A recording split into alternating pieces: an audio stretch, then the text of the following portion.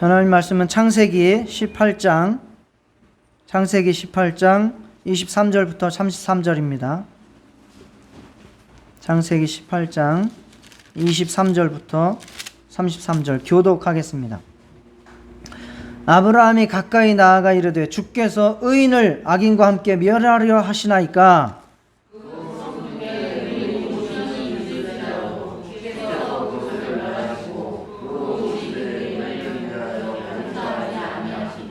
주께서 이같이 하사 의인을 악인과 함께 죽이시면 부당하오며 의인과 악인을 같이 하심도 부당하니이다. 세상을 심판하시는 이가 정의를 행하실 것이 아니니까? 여호와께서 이르시되 내가 만일 소돔 가운데에서 의인 50명을 찾으면 그들을 위하여 모든 지역을 용서하리라. 아브라함이 대답하여 이르되 나는 티끌이나 재와 같사오냐 감히 죽게 하려나이다.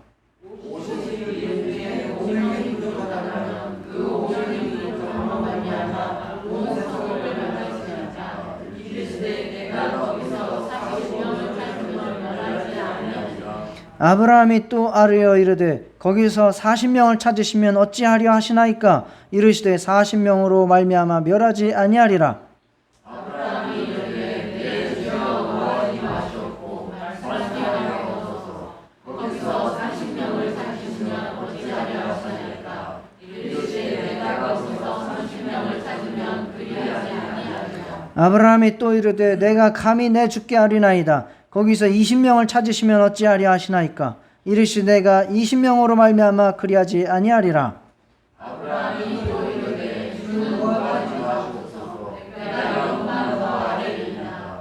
거기서 10명을 찾으시면 어찌하려 하시나이까? 이르시되 내가 10명으로 말미암아 멸하지 아니하리라. 여호와께서 아브라함과 말씀을 마치시고 가시니 아브라함도 자기 곳으로 돌아갔더라. 지난주에는 아브라함이 변화를 이루는 그거 13년의 기다림의 과정을 우리가 말씀을 나눴고, 또 이름을 바꿔 주셨고, 또 할례를 통해서 변화를 요구하시고 그 변화에 또 부응하는 아브라함을 살펴봤습니다.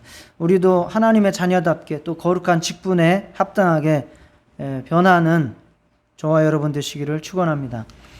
오늘은 이제 그 이후에 하나님께서 아브라함을 찾아오셔서 이제 극진한 대접을 받으시고 또 그의 뜻을 말씀해 주시는 그 과정, 그리고 그 뜻을 들은 아브라함이 이제 중보 기도하는 그러한 내용을 살펴보겠습니다. 창세기 18장 전체의 내용입니다.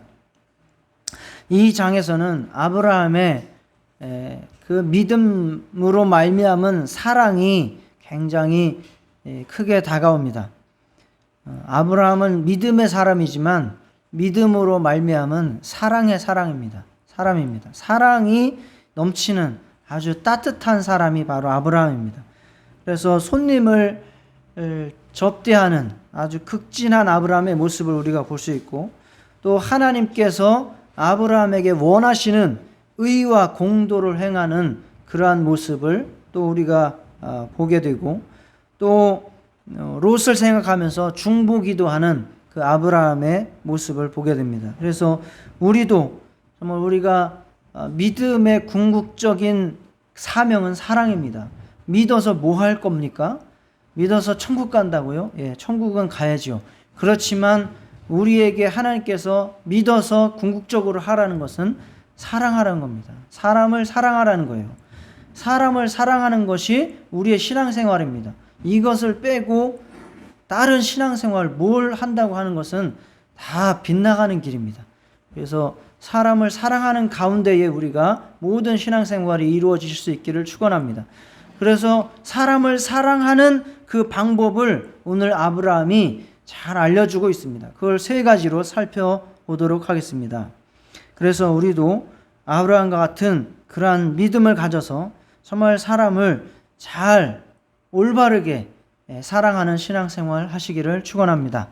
첫 번째는 이웃을 대접하라. 이것은 어쩌면 육체적으로 연약한 것들을 공개하는 일을 말하는 것입니다. 그리고 둘째는 정의와 공의를 실천하라. 이것은 혼적인 또 제도적인 사회적인 그러한 정신적인 사랑을 크게 강조하는 것입니다. 그리고 셋째는 영혼을 위해 중보기도하라. 이것은 영적인 사랑이 크게 부각되는 내용입니다. 그래서 크게 이 세 가지로 아브라함의 사랑을 살펴보고 우리도 이러한 사랑을 실천할 수 있기를 말씀을 나누도록 하겠습니다. 자, 여호와 하나님께서 두 천사와 함께 아브라함을 찾아오셨습니다. 자, 우리가 18장을 이제 성경을 펴놓고 보시기 바랍니다. 18장 1절에 보면 여호와께서 마므레의 상수리들이 나무들이 있는 곳에서 아브라함에게 나타나시니라. 여호와께서 나타나셨다고 했죠. 그리고 아브라함이 이제 자기 장막 문에 앉아 있다가 눈을 들어본즉 사람 셋이 맞은편에 서 있는지라 그랬어요. 사람 셋이. 자, 사람 세 명이 아브라함의 집 맞은편에서 왔다는 거예요. 사람 셋인데 한 명은 여호와고 두 명은 천사예요. 이것은 이제 나중에 또 확인하실 수 있습니다. 그래서 아브라함은 사람 셋으로 봤어요. 이걸 하나님이나 천사로 본 것이 아니고 사람 셋으로 봤습니다. 그런데 이 아브라함은 그 세 명을 보자마자 달려나가서 공손하게 인사를 합니다. 그리고 아주 겸손하게 상대방의 의사를 굉장히 존중하면서 나를 좋게 여기신다면 당신들을 섬길 수 있는 기회를 저에게 주십시오. 이 섬기는 것을 굉장히 지금 아브라함이 적극적으로 그리고 사모하면서 이렇게 실천을 하고 있습니다. 그러면서 그 사람 세 명을 초청을 했습니다. 그래서 그는 물을 가져다가 발을 씻기고, 이게 중동 지방의 사막을 걸어다니는 사람들이잖아요. 객이잖아요. 나그네잖아요. 발을 씻기고 시원한 그늘 아래에서 쉬도록 안식을 취하도록 하고, 그리고 떡을 만들고 또 우유를 가져다가 마시게 하고 또 송아지를 잡아서 만든 요리를 차려주어서 아주 배고픔을 충분히 맛있는 음식을 가지고 해결해 주었습니다. 대단한 손님 접대입니다. 대단한 손님 접대입니다. 그리고 그 음식을 맛있게 먹은, 대접을 받은, 안식을 취한 세 사람은 아브라함과 사라에게 다시 한번 너에게 아들이 잉태할 것이다. 내년 이맘때쯤에 잉태할 것이다. 아들이 나올 것이다. 이렇게 약속을 해주셨습니다. 아브라함은 세 사람이 하나님인지 천사인지 모르고 최선을 다해서 섬긴 거예요. 그래서 히브리서 13장 1절 2절에 보면 형제 사랑하기를 계속하고 손님 대접하기를 잊지 말라. 이로써 부짓 중에 천사들을 대접한 이들이 있었느니라 라고 말씀하고 있거든요. 이것은 바로 아브라함을 말하는 거예요. 아브라함의 신앙을 말하고 있는 겁니다. 부지 중에 천사들을 대접한 이들이 있었느니라. 나도 알지도 못하는 사이에 내가 하나님을 대접하고 천사를 대접하고 있다는 사실을 우리는 반드시 기억해야 됩니다. 이것은 구약에서만 이러한 일이 말씀이 있는 것이 아니고 신약에서도 동일하게 똑같이 예수님께서도 우리에게 이와 같은 말씀을 해주시고 있습니다. 이것은 다시 말해서 내가 사람을 섬기고 사랑하는 것은 곧 하나님을 섬기고 사랑하는 것이다라는 거예요. 내가 사람을 미워하고 저주하면 하나님을 미워하고 저주하는 것이다라는 거예요. 자, 그래서 아브라함은 굉장히 지혜롭고 또 적극적이고, 그렇다고 해서 상대방의 의사를 무시하지도 않게 엄청나게 겸손하면서도 적극적으로 이 사랑을, 섬김을 실천합니다. 나중에 창세기 18장 1절부터 자세히 읽어보시기를 바랍니다. 중동 지방에서 지금 가장 뜨거울 때라고 했습니다. 정오죠, 정오. 가장 더울 때. 중동 지방은 오침이 있어요. 밥 먹으면 다 자요. 왜? 왜 자요? 더우니까 자는 거예요. 활동을 할 수가 없어요. 활동을 할 수가 없어요. 그런데 그때에 사막에 물이 없는 곳을 헤매고 다니는 사람들이 있어요. 그거 내가 접대하지 않으면 그 사람들은 어떻게 된다는 거예요? 죽을 수도 있다는 겁니다. 네, 죽을 수도 있다는 겁니다. 연약한 자들이죠. 나그네죠. 굉장히 힘든 상황에 있는 사람들이라는 겁니다. 그래서 내가 적극적으로 그들을 가서 우리 집으로 데려와서 살려야 한다는 거죠. 살려야 한다. 그런데 그렇게 할 때에 내가 보자마자 달려나갔어요. 아브라함이 보자마자 달려나갔어요. 아주 긴급하게 나갔어요.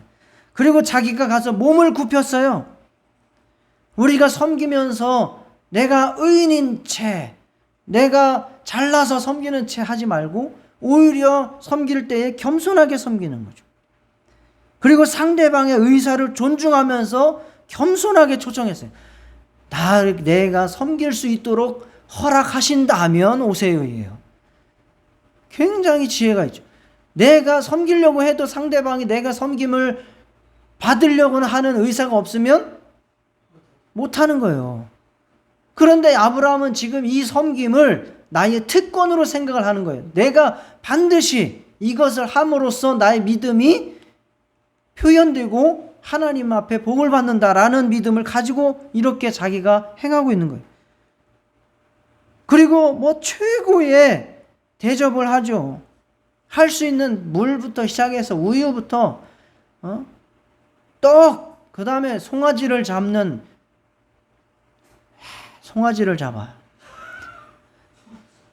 네, 대단한 대접이죠.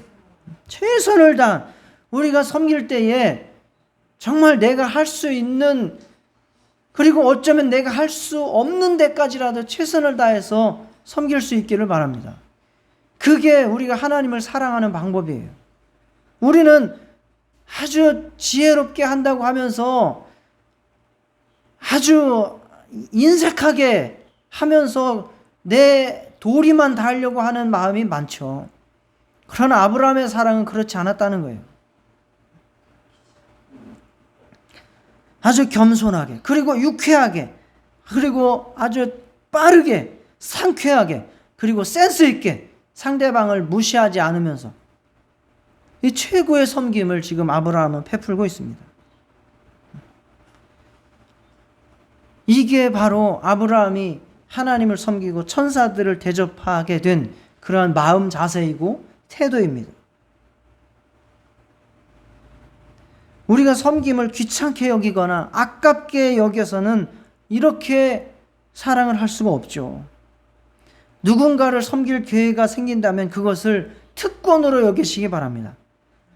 정말 하나님이 나에게 복을 주실 기회가 왔구나. 섬김의 기회를 내가 복받을 기회로 생각하시기 바랍니다. 이게 역발상이죠. 역발상. 믿음의 역설. 버리면 얻게 되고 내가 취하고자 하면 빠져나가는 믿음의 역설.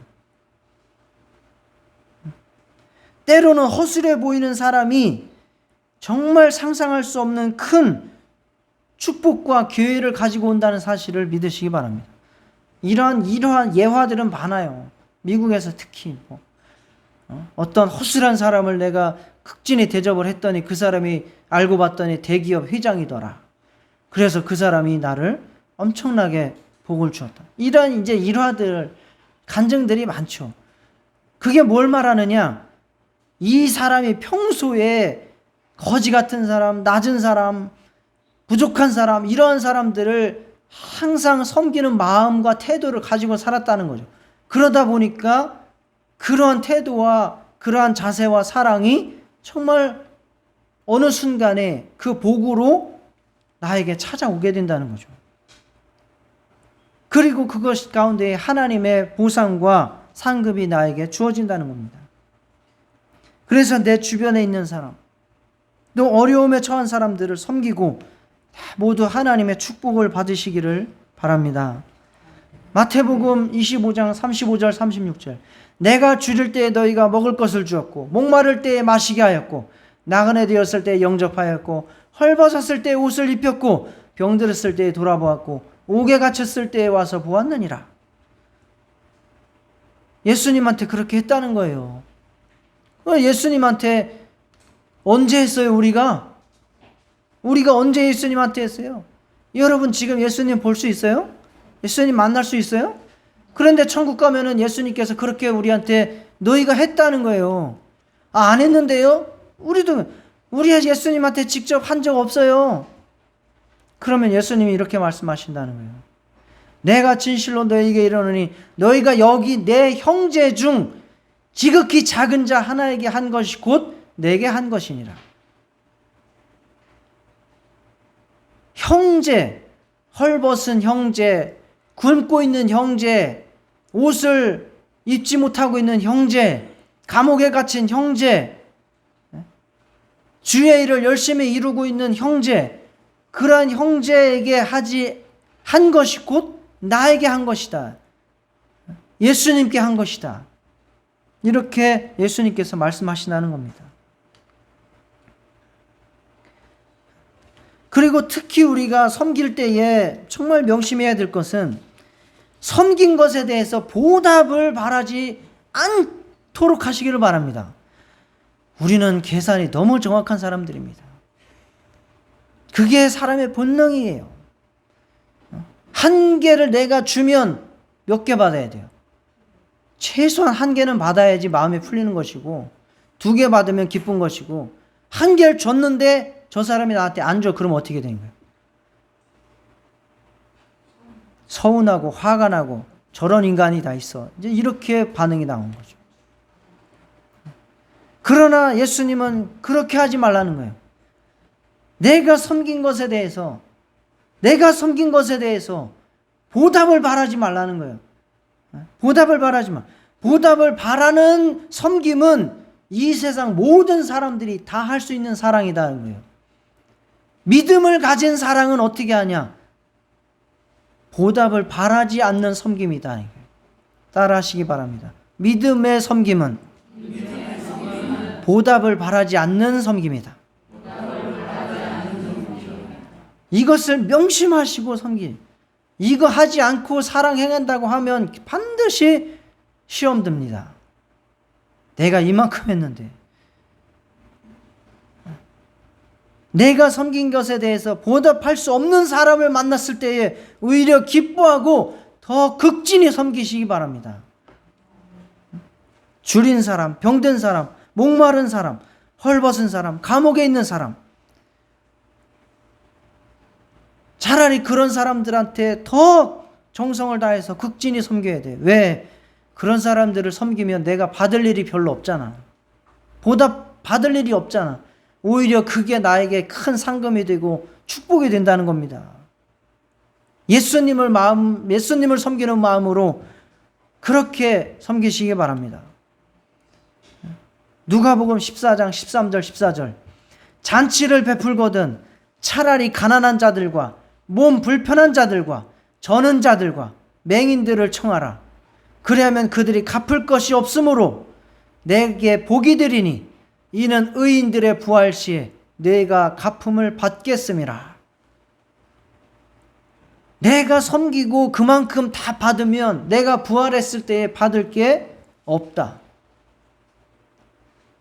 그러나 내가 섬기고 나서 받지 않으면 그것이 저 사람이 악한 마음으로 갚지 않는다 할지라도, 혹은 저 사람이 갚을 수 있는 형편이 안 돼서 갚지 못한다 할지라도 그것이 나에게 부활할 때에 내게 상이 된다는 거예요. 예수님의 말씀입니다. 믿으시기 바랍니다. 그래서 골로새서 3장 23절에 이렇게 말씀하죠. 무슨 일을 하든지 마음을 다하여 죽게 하듯 하고 사람에게 하듯 하지 말라. 여러분, 우리 성도들 한 명 한 명을 대할 때에 이게 사람이다라고 대하지 말고 이분이 하나님이다라고 말하고 상대하시기를 부탁드립니다.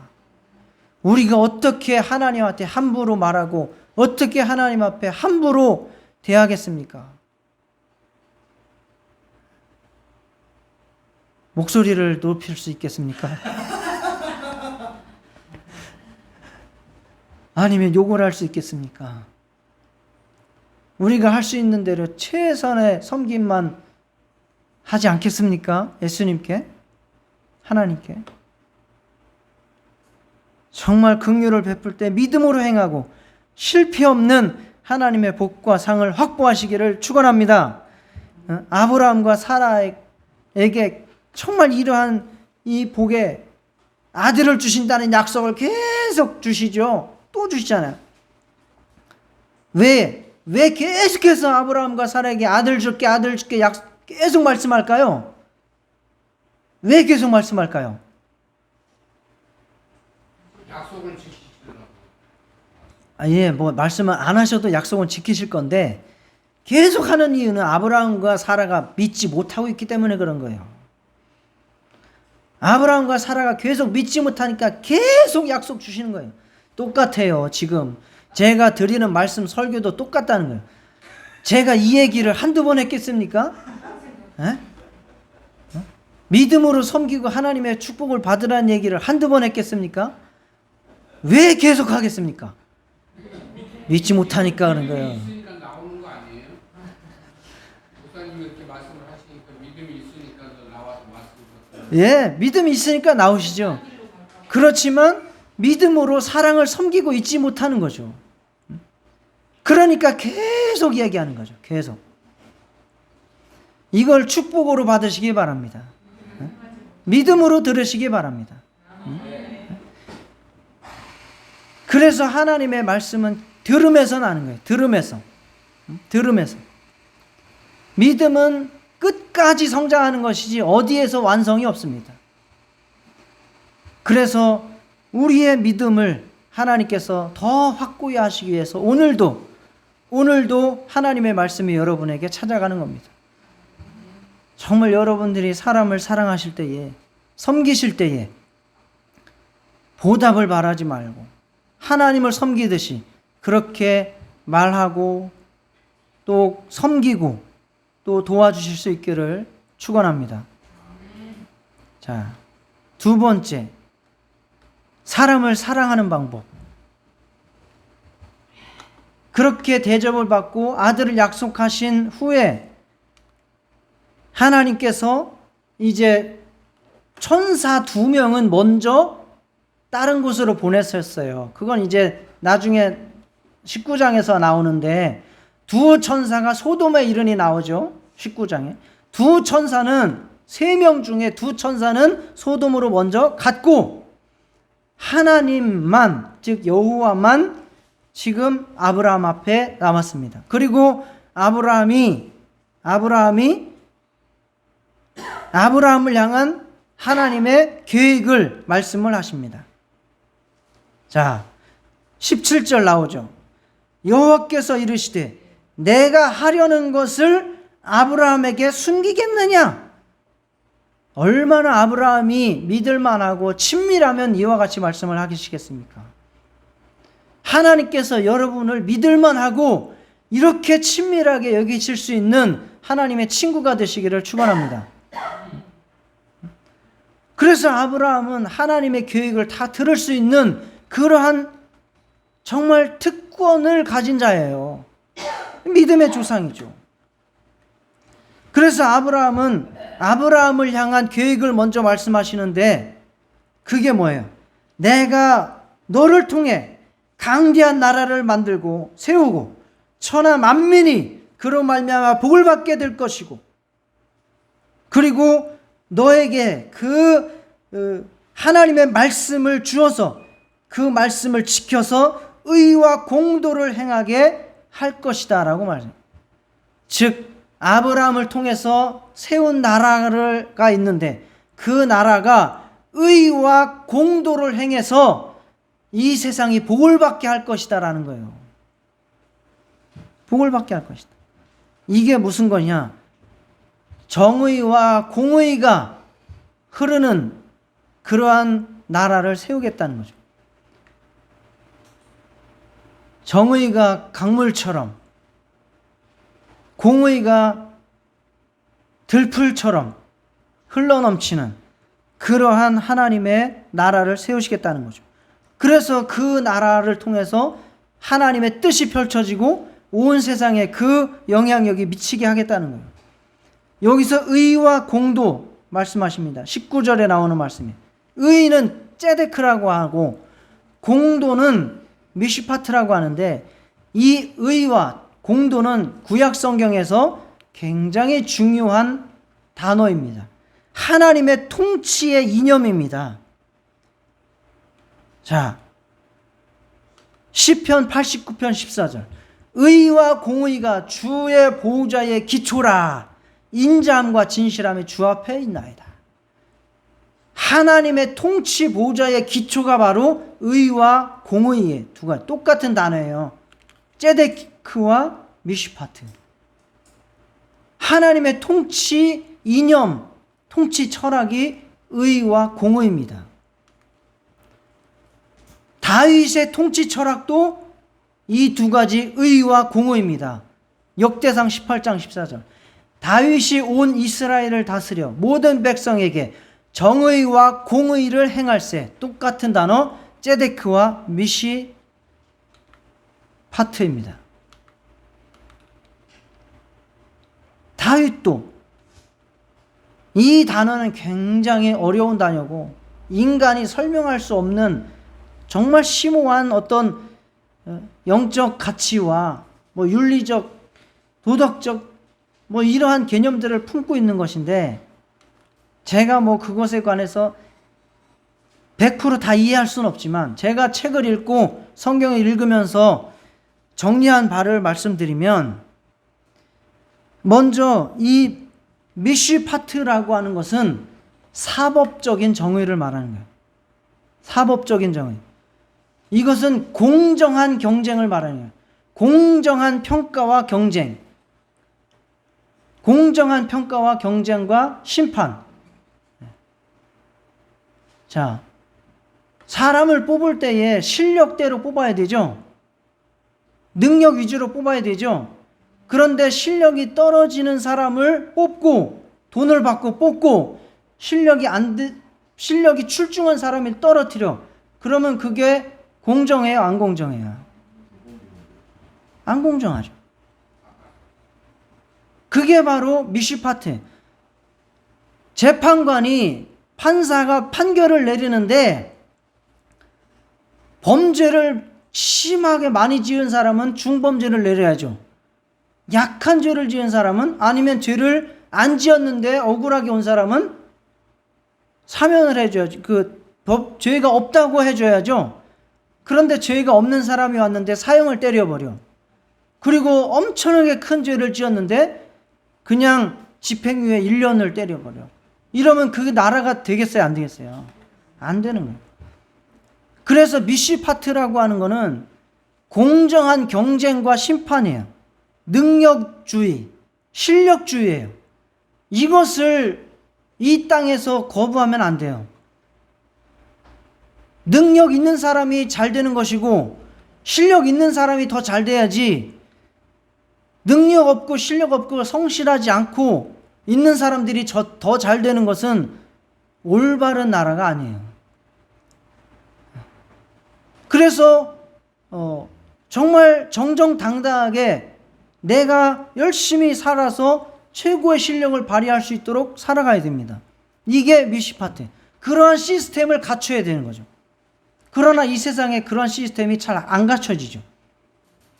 공정한 경쟁과 공정한 심판, 사법 시스템이 바로 미슈파트. 그러나 그것만 있어서 나라가 제대로 되냐, 온전하게 되냐? 안 돼요. 왜? 그러면은 낙오자들이 있고 실패자들이 있고 원래부터 태어날 때부터 연약한 자들이 있는데 그건 어떻게 할 거냐. 그래서 그거에 해당하는 게 바로 ጼ데크예요. 의는 관계에서 나오는 거예요.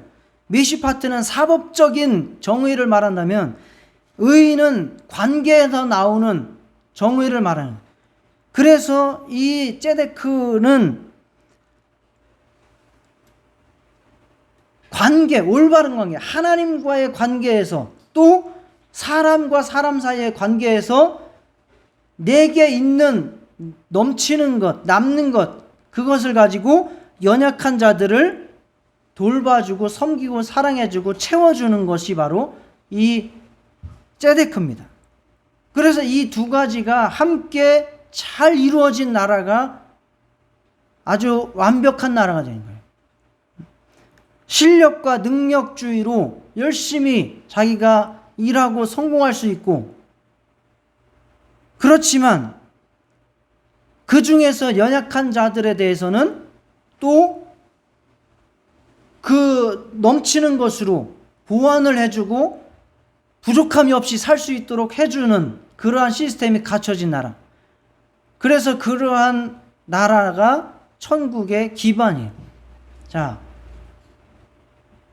그래서 이 세상에서도 그러한 나라를 만들려고 노력하는 거예요. 사람들이 추구하는 것은 바른 거죠. 그래서 공산주의가 옳아요? 나빠요? 나빠요. 왜요? 공산주의는 능력주의, 실력주의를 발휘할 수가 없게 만들어요. 왜? 내가 열심히 일해도 다 누구 거야? 다 나한테 다 바쳐야 돼. 열심히 일해도 내가 땅을 더 갖고 싶어도 가질 수가 없게 만들어. 그러니 사람의 실력을, 잠재력을 끌어내지 못하죠. 그렇다고 해서 모든 사람이 능력주의와 실력주의로, 쉽게 말해서 자본주의로 다 나아가버려. 그러면은 무슨 현상이 나타나요? 부익부 빈익빈 현상이 나타나죠. 그러면은 실력 없고 연약한 사람들은 그냥 죽어야 돼요. 죽을 수밖에 없어요. 그런 사회가 자본주의 사회고요. 그러면 그걸 보완하기 위해서 이 세상에서 무슨 제도를 만들어요? 복지제도를 만들죠. 복지제도로. 그래서 세금을 내고 부자들한테 세금 받고 또 이런저런 해가지고 나라에서 복지 그 자금을 확충을 해서 내가 힘들었을 때에 살아갈 수 있는 기반을 주는 거예요. 여러분, 고용보험도 복지제도입니다. 여러분들이 일할 수 있을 때는 일해서 돈 벌어서 먹고 살면 돼요. 그런데 갑자기 내가 몸이 안 좋아져 가지고 직장을 잘렸어. 그러면 내가 먹고 살 게 없잖아요. 그러면 나라에서 어떻게 해야 돼요? 먹고 살 수 있도록 고용보험을 제도를 해서 해주는 거예요. 의료보험도 마찬가지입니다. 내가 건강할 때에 돈을 내서, 세금을 내서 나라에 어느 정도 만들어 놓고 그랬는데 내가 갑자기 큰 병이 들어가지고 돈이 막 1억이 나가게 생겼어. 그러면 의료보험에서, 나라에서 복지 시스템으로 1억 너무 많지? 너는 1,000만 원만 마련해. 나라에서 9천만 원 해줄게. 이게 의료보험 제도입니다. 모든 사회복지 제도는 이와 같이 힘들고 어렵고 정말 그런 상황에 빠졌을 때, 그리고 그러한 연약한 사람들을 향해서 투입을 하는 거예요. 그래서 부자들을 향한 복지제도가 아니라 연약한 자들을 위해서 복지제도가 있는 것이죠. 내가 힘들 때 복지제도가 있는 것이고. 그래서 우리는 이것을 잘 생각하면서 또 나라를 사랑해야 되고, 나라에 나아갈 방향도 찾아야 되고, 우리의 신앙생활도 찾아야 되고, 교회도 마찬가지로 이러한 방향이 같이 나가야 됩니다. 믿음이 좋은 사람, 긍휼이 많은 사람, 이런 사람들이 부정부패를 저지르는 경우가 많습니다. 제가 아는 여기 원곡동에 있는 법무법인의 고문이 있어요. 그 사람은 그 중국 연변에서 법대를 나왔어요. 목사인데. 그래가지고 중국어, 영어, 한국어 다 능통하고 법대 나왔고 목사고 해서 그 법무법인의 고문이에요. 고문. 대표 고문. 제가 사무실도 갔었고 했는데, 그 사람이 주로 하는 게 이제 이주민들, 그러니까 외국인 노동자들이 와서 임금을 못 받아. 구타를 당해. 그러면은 그걸 이제 말을 할 거 아니에요, 교회에서. 그러면 첫째는 이제 그 상황을 알아봐요. 그러면 이제 대표를 만나러 갈 거 아니에요. 내가 목사인데, 처음에는 목사로 가죠. 내가 목사인데 이렇게 하면 되지 않습니까? 도와주십시오. 제대로 하십시오. 그러면 대부분이 그 대표가 뭐라는 거예요? 장로 권사라는 거예요. 그렇게 하는 사람들이. 교회에서는 엄청나게 힘주고 섬김 잘하고 믿음 좋고 긍휼이 많은 장로 권사인 척 할 거 아니에요. 근데 회사에서는 그렇게 이주민 노동자들 돈 떼먹고 구타하고, 실제로 자기가 경험한, 그래서 말이 되면 거기서 그냥 해결이 되는 것인데 말이 안 되면 어떻게 하는 거예요? 이제 변호사로 가는 거죠. 고발을 하는 거죠. 그래서 자기는 전국에 안 간 법원이 없대요. 다. 교회도 해요, 원곡동에서.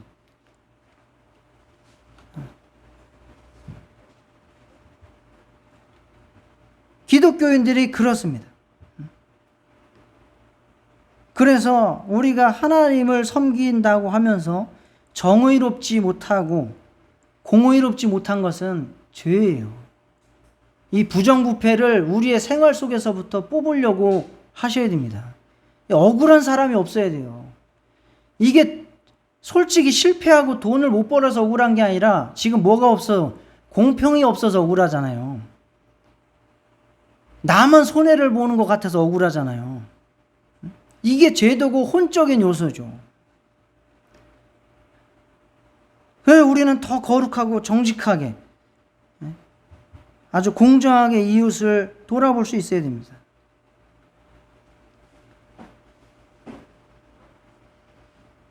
세상 사람들이 우리가 하는 것을 보면서 믿음을 갖지 않는 것을 합당화시켜요. 로마서 14장 16절에 우리가 올바르게 살아야 되는 이유에 대해서 이러같이 말하면 너희의 선한 것이 비방을 받지 않게 하라. 우리가 잘못 살면 복음이 비방을 당한다는 거죠. 믿는 사람이 그렇게 살아? 이러면서 복음을 안 받아들인다는 거죠. 이거는 소극적인 거예요. 이것도 중요하지만 이건 소극적인 거예요. 정말 우리가 믿음으로 올바르게 살아야 되고 거룩하게 살아야 되고 정의롭게 살아야 되는 이유는 그게 우리가 하나님의 말씀을 이 땅에 실현하는 방법이고 사람을 사랑하는 방법이기 때문에 그래요.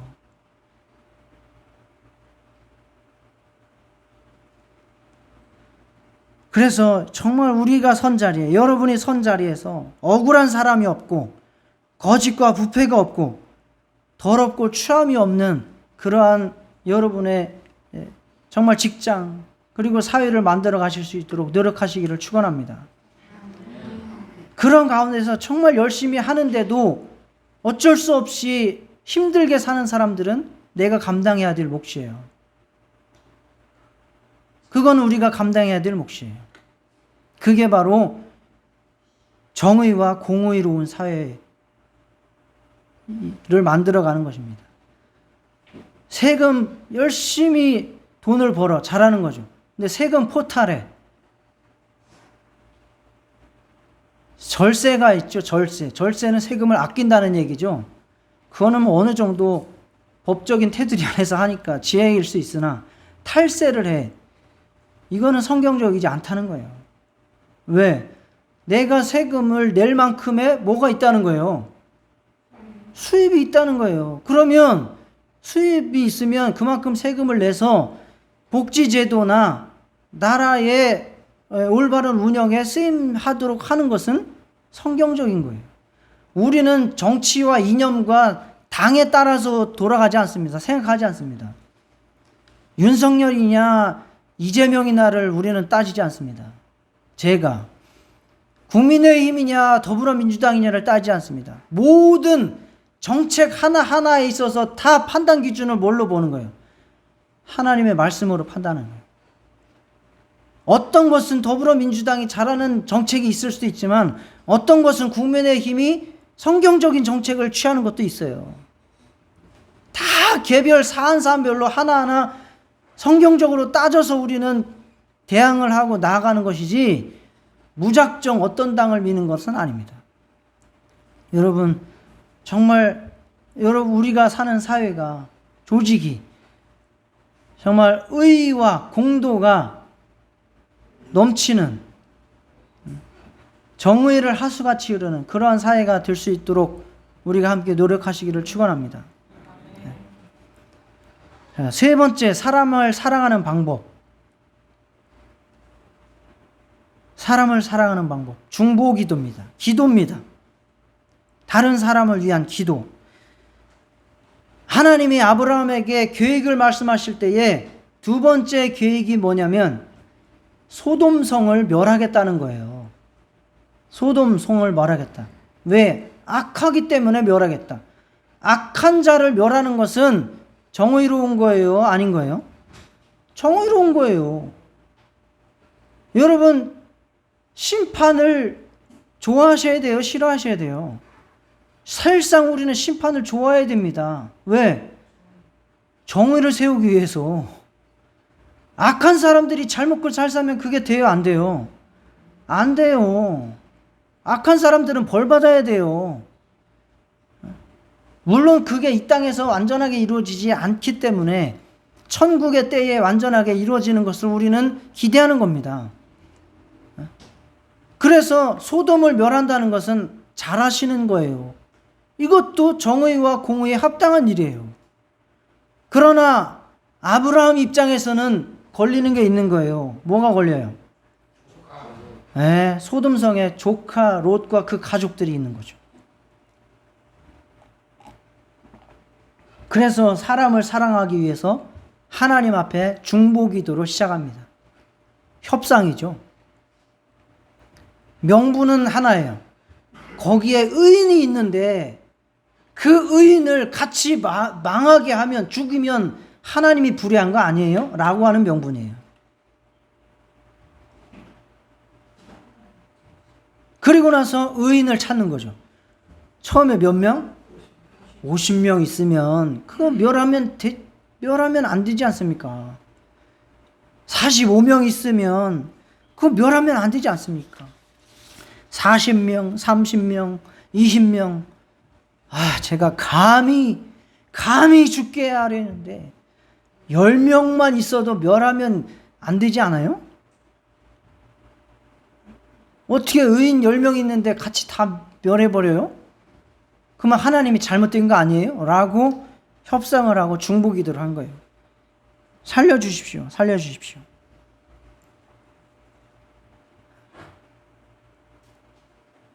근데 아브라함 믿음이 좀 담이 약해. 어디까지 갔어야 돼요? 한 명까지 갔어야죠. 의인 한 명만 있어도. 다른 성경에는 롯을 의인이라고 표현한 구절이 나와요. 소돔에 한 명 의인이 있다. 아브라함이 좀 약했어. 한 명까지 갔어야 돼. 한 명까지 갔으면 하나님이 어떻게 하셨을까? 그래도 롯은 시켰잖아요. 그러니까 상상이죠. 상상인데. 그래서 아브라함, 그 롯을 구원할 때에 하나님이 말씀하시는, 내가 아브라함을 생각해서 롯을 구원한다고 말씀하셔요. 이게 바로 우리가 사람을 사랑하는 방법의 세 번째입니다. 세 번째.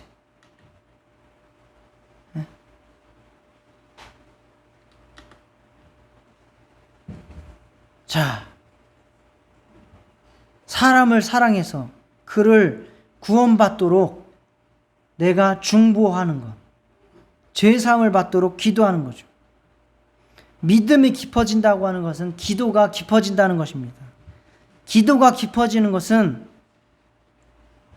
나만을 위해서 기도하는 것, 내 원하는 것만 기도하는 것이 아니라 주변의 사람들, 가정과 교회를 위해서, 사회를 위해서 기도를 하고, 그 사람들을 위해서 기도하고, 나라를 위해서 기도하고, 세계를 위해서 기도하고, 더 나아가서 원수를 위해서 기도하는, 김정은을 위해서도 기도할 수 있는 깊이까지 가고, 내가 가장 미워하는 사람, 나를 죽이려고 쫓아다니는 사람, 나한테 1억을 사기치고 도망간 사람을 품어 안고 기도할 수 있는 그런 데까지 가면 이게 믿음이 깊어진 사람이라는 거죠.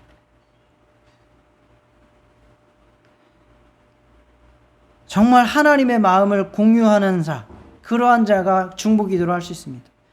그래서 예수님은 우리를 위해서 중보하는 자십니다. 이 중보라는 게 컴패션이에요. 동정이라는 게 컴패션이에요.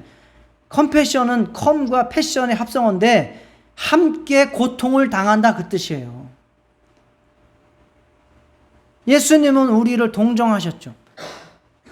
우리에게 있는 대제사장 예수님은 우리의 연약함을 동정하지 못하실 이가 아니요 모든 일에 우리와 똑같이 시험을 받으신 이로되 죄는 없으시니라 라고 하셔서 예수님은 우리를 똑같이 아픔과 슬픔과 고통과 연약함을 다 체험하시면서 동정, 컴패션 하셨다. 같이 그 고통과 아픔을 당하셨다. 느끼셨다. 그래서 우리를 중보하시는 거예요. 저와 여러분도 이웃의 아픔과 고통과 슬픔을 동정하실 수 있는 마음이 되시기를 축원합니다. 특별히 그 영혼의 상태에 대해서 동정할 수 있어야 돼요.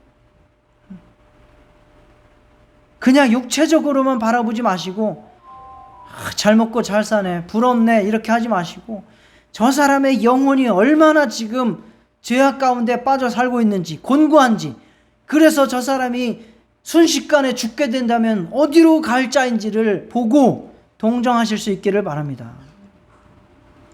그게 바로 우리가 사람을 사랑하는 방법입니다.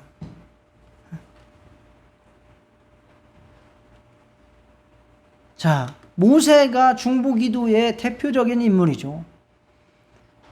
정말 모세가 십계명을 받으러, 하나님의 율법을 받으러 시내산으로 꼭대기에 올라갔다가 내려오는데 밑에 있는 사람들은 금송아지를 만들고 거기에 예배하고 있었어요. 그래가지고 난리가 났죠. 하나님이 화가 났죠. 나는 더 이상 너희와 같이 가지 않겠다. 그랬을 때 모세가 한 게 뭡니까? 모세도 똑같이 하나님의 명예를 걸어요. 첫 번째, 하나님 여기까지 데려놓고 안 가시면 하나님이 능력 없다고 소문날 텐데 그거 감당하시겠어요? 첫째가 그거예요. 어? 하나님의 명예를. 여러분들 기도하실 때 하나님의 명예와 약속과 말씀을 걸고 기도하시기 바랍니다. 어? 꼼짝 못 하시지 뭐. 어? 두 번째, 내가 지옥에 떨어질지라도 이 사람들은 살려주시고 함께 하셔야 됩니다. 내 목숨을 걸고 중보기도 하는 겁니다. 바울도 그랬어요. 바울도 자기 유대인들을 향해서 기도할 때에 내가 하나님에게서 끊어진다 할지라도 내가 이 유대인들이 다 구원받기를 원한다라고 기도했습니다. 그만큼 우리는 사람의 그 죄에 대해서 구원받기를 사모하는 마음에 그렇게 커야 된다는 거죠. 그리고 또 그러한 일은 민수기에도 나오는데요. 민수기에서 아론이 아니라 다단과 그 고라 자손들이 갑자기 모세와 아론을 향해서 반역을 일으켰어요. 너희들만 왜 하냐? 너희들만 제사장이냐? 너희들만 하나님 말씀 듣냐? 이러면서 반역을 일으켰어요. 그래갖고 그 주동자 5명은 땅이 꺼지고 바로 죽어버렸어요. 그런데 문제는 그렇게 죽는 걸 보고도 거기에 반역에 동조하는 백성들이 있는 거예요. 많은 거예요. 그래서 하나님이 그들에게 연병을 내렸네 또. 그래서 모세가 하나님 앞에 기도합니다. 다 죽이시면 또 어떻게 하려고 합니까? 살려주십시오. 그래서 아론이 향로에다가 향불을 피워가지고 그거 연병 걸린 대로 달려나갑니다. 그래서 죽은 자와 산 자의 사이에 향불을 놓아요. 그래서 연병이 그치게 됩니다. 그 향단, 그 향불, 그게 바로 중보기도입니다. 중보기도. 바로 죽은 자도 살려내고 죽을 자를 살려내는 바로 이것이 중보기도의 힘입니다. 인내심을 가지고 해야 됩니다. 아브라함이 지금 몇 번 협상했어요? 6번 했어요. 6번. 제가 아까 말씀드렸죠? 몇 번 했어야 된다고. 7번 했어야 된다고. 아까 찬양, 정의가 강물처럼 7번씩 7번 넘어져도 7번씩 7번 넘어져도 또 일어나서 희년을 향해 함께 나아가야 된다는 거죠. 끝까지 인내하면서 중보기도 하시기 바랍니다. 하나님이 고치지 못할 사람은 없다 믿으시고 기도하시기 바랍니다. 포기했던 자녀 기도, 포기했던 이웃 영혼들 다시 중보기도 시작하시기 바랍니다. 다시 시작하셔야 됩니다. 지금 내가 드리는 중보기도 때문에 죽어야 될 사람들이 살아있는 경우도 있어요. 내가 드리는 중보기도 덕분에 살아날 사람들이 있습니다. 그것은 우리의 육체에 다 보이지 않는다 할지라도 분명하게 하나님이 그렇게 역사를 하고 계십니다. 우리는 중보기도를 멈춰서는 안 됩니다. 우리 믿는 자들이 돈으로도 도와줄 수 있고 정의롭고 공의롭게 살 수도 있어요. 중요합니다. 당연히 해야죠. 그러나 우리가 할 수 있는 가장 큰 특권이 중보기도입니다. 자, 따라 하시겠습니다. 중보기도는 믿는 자의 특권이다. 믿는 자의 가장 큰 특징적인 사랑이 중보기도입니다. 이것은 돈으로 할 수 없고, 돈이 있다고 해서 할 수도 없고, 착한 마음이 있다고 해서도 할 수 없는 겁니다. 믿음이 있어야 되고 하나님과 친밀한 사람만이 할 수 있습니다. 정말 하나님의 사랑, 예수님의 사랑을 받은 사람만이 할 수 있습니다. 믿지 않는 자들을 긍휼히 여기시고 그들의 죄를 사해 주시고 심판을 면할 수 있도록 기도해 주시기 바랍니다.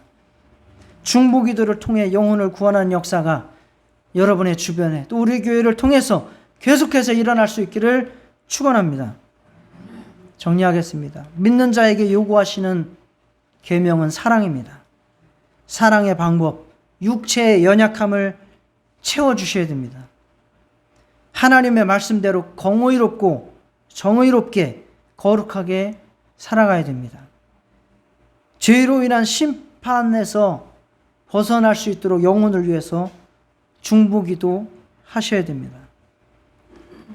이 세 가지를 반드시 기억하시고 이것을 조화롭게